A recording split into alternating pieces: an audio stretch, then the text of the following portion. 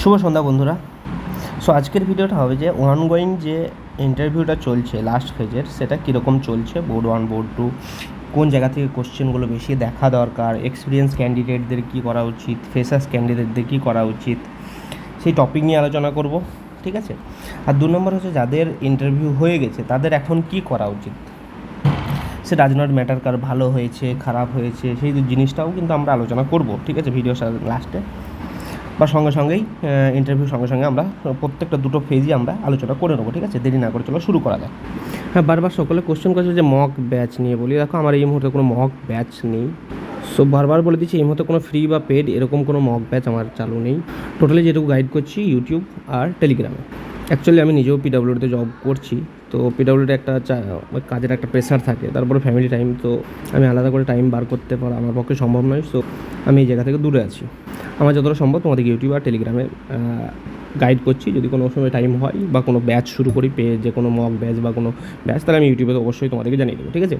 আর একটা জিনিস ইম্পর্ট্যান্ট, যে নেই ব্যাচ নেই বলতে এটা হচ্ছে যে কেউ যদি এরকম থাকো যারা, দেখো অ্যাকচুয়ালি সিভিলের ব্যাকগ্রাউন্ড থেকে দেখতে গেলে অনেক ইউটিউবার আছে, অনেক কোচিং সেন্টার আছে, সেখান থেকে মক প্রোভাইড করা হচ্ছে।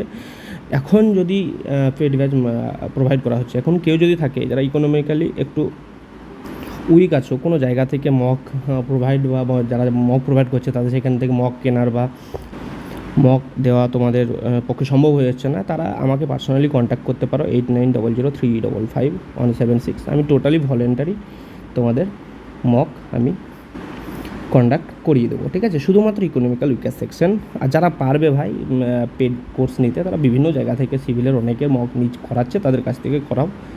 যারা অন্য জায়গা থেকে পারছো না ফাইন্যান্সিয়াল কন্ডিশনের জন্য, তারা আমাকে এই নাম্বারে তোমরা টেক্সট বা কলও করতে পারো পারমিশন নিয়ে। হ্যাঁ, অ্যাজ এ বড়ো ভাইয়ের মতো তোমরা ভাবতে পারো।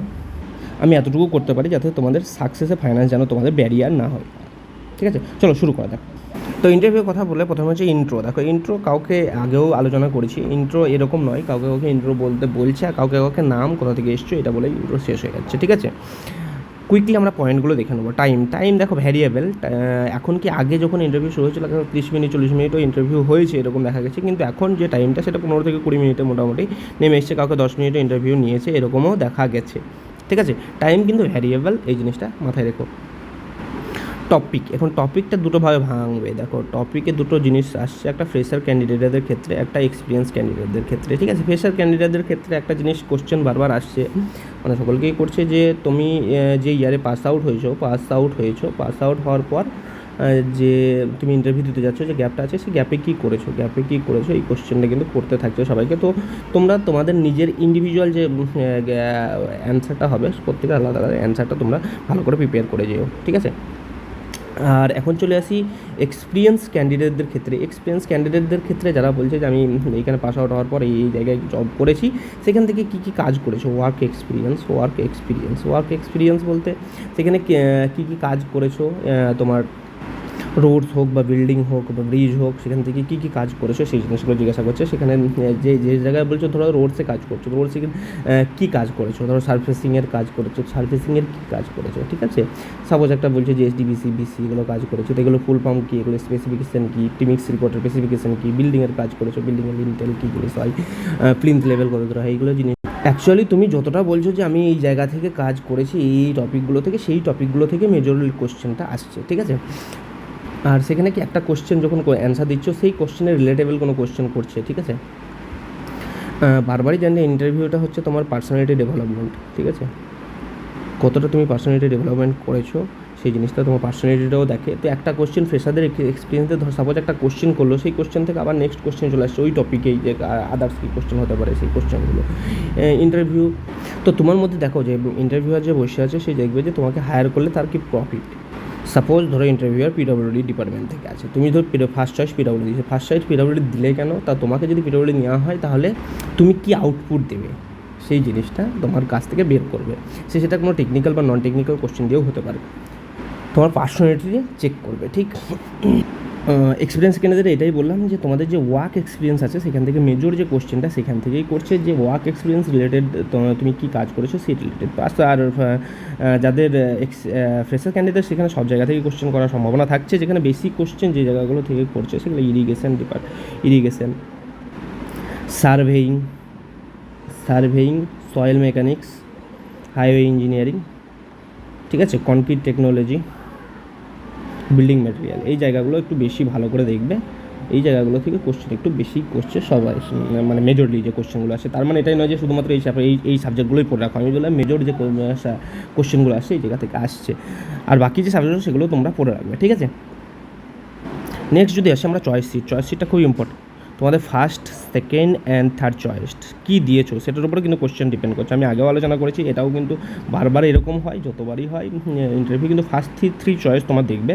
তো ফার্স্ট থ্রি চয়েস একটু ইম্পর্টেন্ট, যারা দিয়েছো সেই চয়েসটা কেন দিয়েছো, আর সেই ডিপার্টমেন্ট রিলেটেড কাজ কী হয়, সেই রিলেটেড তোমার টপিক কী হয় সেই জিনিসটা, ঠিক আছে। সাপোজ তুমি ইরিগেশন ডিপার্টমেন্ট দিলে, ঠিক আছে, ইরিগেশন ডিপার্টমেন্টে কী কী কাজ হয় সেই রিলেটেড কী কী তোমার থিওরি তোমাকে জানতে হবে, সেই জিনিসগুলো খুব ইম্পর্টেন্ট। সাইট রিলেটেড থিওরি জানতে হবে তোমাকে, ঠিক।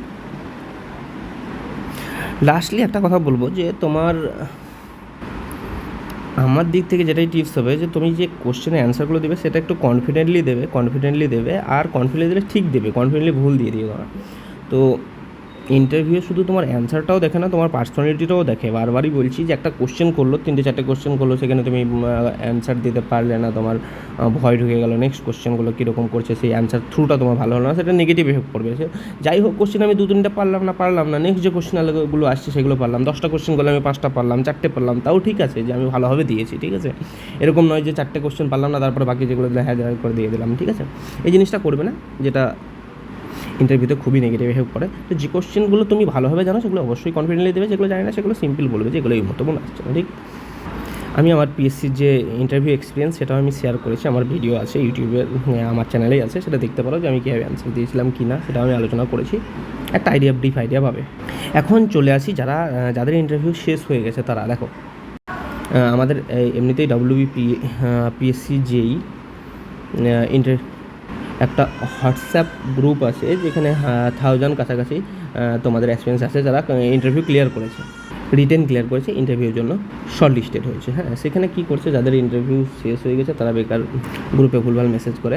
সো নেক্সট যাদের আছে ইন্টারভিউ তাদের একটু ডিস্টার্ব হচ্ছে। তো তোমরা এরকম না করে তোমার নেক্সট যাদের ভাইগুলো আছে তাদের ইন্টারভিউ যত ভালো হয় সেই জন্য মোটিভেট করো। তোমাদের যাদের ইন্টারভিউ হয়ে গেছে তারা কি এটাকে ফাইনালভাবে বসে থাকলে হবে না, তোমরা ইন্টারভিউ হয়েছে গুড, বেটার, নেক্সট যে এক্সামগুলো হবে সেগুলোর জন্য নিজেকে প্রিপারেশন করো। তো ফালতু সোশ্যাল মিডিয়া বা আদার কোনো জায়গায় টেক্সট করে টাইম নষ্ট না করে নেক্সট যে তোমার এক্সাম আছে সেগুলোর জন্য প্রিপারেশন নেওয়া ভালো আমার মতে বলে। দেখো, ইন্টারভিউটা টোটালি আনএক্সপেক্টেড থাকে। তো ইন্টারভিউ তোমার যেমনই হয়ে থাকে, ভালোই হয়ে থাকে, খারাপই হয়ে থাকে, ডাজ নট ম্যাটার, তোমরা সবসময় পজিটিভ থিঙ্কিং নিয়ে যে নেক্সট যে এক্সাম আছে সেগুলোর জন্য প্রিপারেশন নেওয়া ভালো। এখন আমার খারাপ হলো সেটা নিয়ে আমি মন খারাপ করে বসে থাকলাম যে আমার কীরকম মার্কস দিবে কি না, আমি ফাইনালিস্ট হলাম না, পরের যে এক্সাম আছে সেগুলোর জন্য কিন্তু তুমি নিজেকে অন্যদের থেকে পিছিয়ে দিচ্ছ। কেউ কিন্তু এখন যা সময়, কেউ কিন্তু এক সেমি জায়গায় কিন্তু তোমাদের কেউ কাউকে ছাড়বে না। তো যত তোমরা টাইম নষ্ট করছো অন্যদের থেকে পিছিয়ে যাচ্ছ। আর এরকমও হয়েছে আগে পিএসসির ক্ষেত্রে অনেকজনকে অনেক কোশ্চেন, অনেককে অনেক চাটাচাটি করার পরও কিন্তু মার্কস ভালো দিয়েছে, পিএসসি এটা কিন্তু আছে। তো এরকম ভেবো না যে আমাকে একটু বেশি হয়ে গিয়েছে মানে মার্কস কম দেবে, ঠিক আছে। একটা পজিটিভ থিঙ্কিং নিয়ে তোমার নেক্সট যে এক্সাম আছে সেটার জন্য প্রিপারেশন নেওয়া ভালো, যেটা আমার দিক থেকে মনে হয়। অবশ্যই তোমরা বলবে তোমাদের জন্য যে কী টপিক নিয়ে আমি ভিডিও বানাতে পারি।